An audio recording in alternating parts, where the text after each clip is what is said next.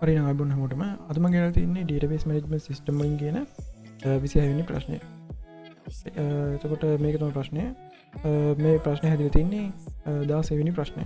16 වෙනි ප්‍රශ්නේ තමයි අපි database හදාගෙන මේ database එකට අදාළ ප්‍රශ්නේ තමයි මේ 26 වෙනි ප්‍රශ්නය. ඒක බැලුවේ නැත්නම් ඔයාලා බලන්න ඕන උඩින් කාඩ් එකක් දාලා තියෙනවා. හරි. එතකොට මේකේදී පළවෙනි ප්‍රශ්නේදී කියනවා find the sum of the marks obtained by Amanda Moses in all the subjects in the first term. හරි. ඒ කියන්නේ පළවෙනි වාරේදී Amanda Moses කියන ළමයා හැම සබ්ජෙක්ට් එකකටම ගත්ත ලකුණු වල එකතුව අහනවා. සම් කියන්නේ එකතුව. හරි. අපි බලමු එක් කොහොමද ගහගන්න කියලා. මම ඒකට HDS skill එක use කරනවා. ඔක්කොම කලින් මම හැම ළමයෙක්ගේම හැම ඩීටේල් එකක්ම ගන්න උඩින් ගහ ගන්නවා.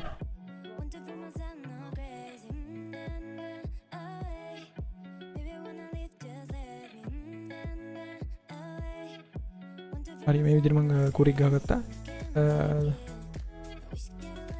ක්ලික් කරාම මෙන්න මේ විදිහට හැම ළමයෙක්ගේම ඩීටේල්ස් ටික එනවා. හරි. එතකොට ඔයාලට මේ විදිහට ඩීටේල්ස් ටික ඔක්කොම බලා ගන්න පුළුවන් හැම ළමයෙක්ගේම. හරි. ඊට පස්සේ අපි student exam mark record table එකේ ඔක්කොම තියෙන ටික ගමු.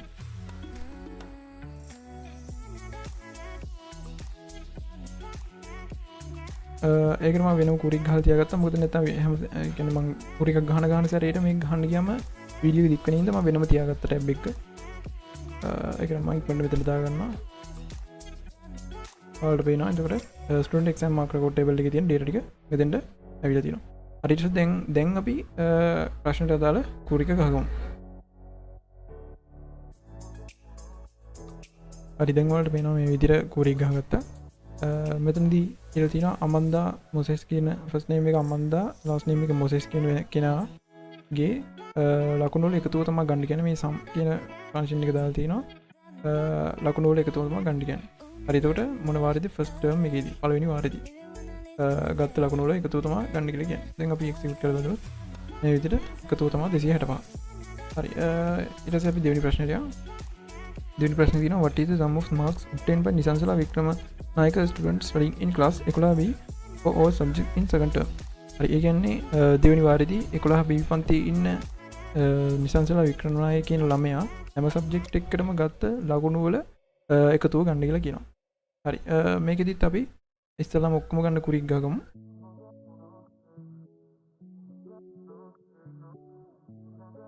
හරි. මේ විදිහට හැම ඩීටේල් එකක්ම ගන්න කුරික් ගහලා මම එක්සිකියුට් කරනවා. ඒකට ඔයාලට පේනවා හැම ළමයෙක්ගේම හැම ඩීටේල් එකක්ම මෙතන ඇවිල්ලා තියෙනවා. දැන් ඔයාලට ඕන නම් පුළුවන් මේ මෙතන තියෙන උත්තරත් එක්ක මෙතන තියෙන මේ කරුණුත් එක්ක මම ගහන උත්තරේ සංශෝධනය කරලා බලන්න. හරිද වැරදිද කියලා. ඒකට මම හරි එක තමයි ගහන්න කියලා මෙතනදී ඔප් වෙනවා. හරි. ඊට පස්සේ මම මෙතනදී student exam mark record table එකේ තියෙන details ටික ගන්නවා. ඔයාලා දන්නවා මේ කුරික් ටැබ් එකේ මම මේක තියාගත්තා. ඉක්මනට දා ගන්නවා. හරි. මේක දාගෙන මම ඉක්මනට එක්සිකියුට් කරගන්නවා. ඔයාලට වෙනවා student exam mark record table එකේ තියෙන data ටික ආවා.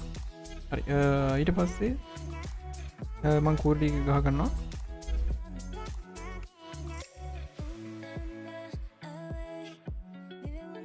හරි. ඔයාලට වෙනවා මම විතර කෝඩ් එක ගහගත්තා. මෙතන මම sum කියලා ෆන්ක්ෂන් එකක් දාලා තියෙනවා. sum කියන ෆන්ක්ෂන් එකකින් වෙන්නේ ඔයාලා දන්නවා මම කලින් කිව්වා මොකක් හරි දෙයක එකතුවක් තමයි එන්නේ. ඒතර මේ marks වල එකතුව තමයි එන්නේ. හරි. එතකොට මම මෙතන condition ටික දීලා තියෙනවා. ඒ වගේම inner join තමයි මේකට පාවිච්චි කරලා තියෙන්නේ. inner join පාවිච්චි කරලා තියෙනවා මේක ගහගන්න. ඊට පස්සේ මෙතන condition ටික තමයි term name එක second term වෙන්න ඕනේ. ඒ වගේම class name එක 11B, student ගේ first name එක Nisansala සහ last name එක Wickramanayaka.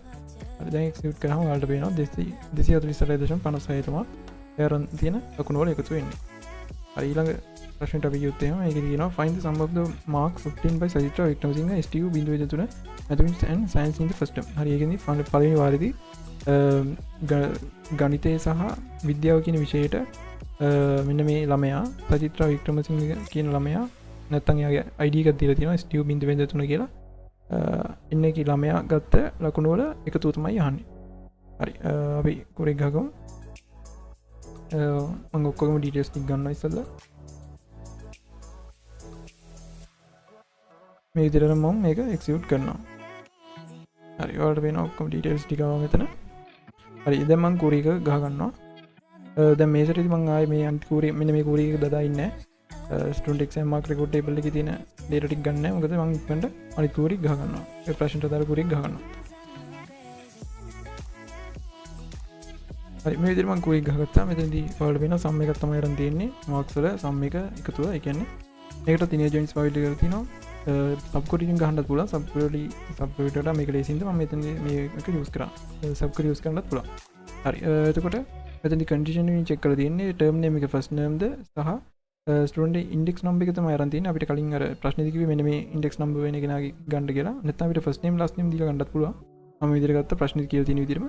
ඊට පස්සේ සබ්ජෙක්ට් නේම් එක මැතමැටික්ස් සහ සයන්ස් කියලා මෙන්න මේ විදිහට වරහන් ඇතුලේ තමයි විදිහට දාලා තියෙන්නේ. දැන් මෙතන මේ මැතමැටික්ස් සහ සයන්ස් කියලා දෙකක් තියෙන නිසා අපි මෙතනදී සබ්ජෙක්ට් ඉන් කියලා දාලා තියෙනවා. මෙතන සමානයි කියලා දාන්න බෑ. සමානයි කියලා දාන්න එක අගයක් තියෙනවා නම් මෙතන වැලියුස් දෙකක් තියෙන නිසා අපි ඉන් කියලා දාලා තියෙනවා. දැන් මේක අපි එක්සිකියුට් කරලා බලුවොත් ඔල්රෙඩි 101.74යි. හරි ඒක තමයි ලකුණු වල එකතුව. හරි දැන් අපි අන්තිම ප්‍රශ්නට යමු. අන්තිම ප්‍රශ්නේ කියනවා find the sum of the marks obtained by the all student of class 11B in the subject of mathematics in the second term examination. හරි ඒ කියන්නේ දෙවෙනි වාරදී විභාගෙදී ගණිතය කියන විෂයට 11 B පන්තියේ හිටිය ළමයි ගත්ත ලකුණු වල එකතුව. හැම ළමෙක්ම ගත්ත හැම සබ්ජෙක්ට් එකකටම ගත්ත ලකුණු වල එකතුව තමයි අහන්නේ මෙතනදී. මැතමැටික්ස් වෙන්නත් ඕනේ, සෙකන්ඩ් ටර්ම් වෙන්නත් ඕනේ හැබැයි. 11 B පන්තියේ ඉන්න ළමයි කියන්නත් ඕනේ. හරි අපි ඔක්කොම ගන්න කුටි ගහගමු. හරි දැන් මම මේක එක්සිකියුට් කරාම ඔයාලට පේනවා හැම ළමයෙක්ගේම ඩීටේල්ස් ටික මෙතන ආවා. හරි දැන් මම ප්‍රශ්නට අතර කුටි ගහ ගන්නවා. හරි මේ විදිහට මම කුටි ගහගත්තා. ඔයාලට පේනවා සම් කියන ෆන්ක්ෂන් එක උඩින්ම දාලා තියෙනවා. හැම එකම එකතු ගන්න ඕනේ හින්දා මාක්ස් වල මේ තාත් මම ඉන්නර් ජොයින් පාවිච්චි කරලා තියෙනවා. අපිට ඉන්නර් නැතුව ජොයින් විතර පාවිච්චි කරන්නත් පුළුවන්. ඊට පස්සේ ටර්ම් නේම් එක සෙකන්ඩ් ටර්ම් සහ සබ්ජෙක්ට් නේම් එක මැතමැටික්ස් වෙන්න ඕනේ. සහ ක්ලාස් නේම් එක 11B.